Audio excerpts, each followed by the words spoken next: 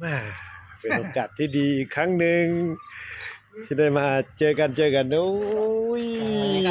สวัสดีครั นี่เจ้าสัวสวัสดีครับ ในหัวแดนใต้ใครอยู่ใต้ทักทายได้เลยใช่ไหม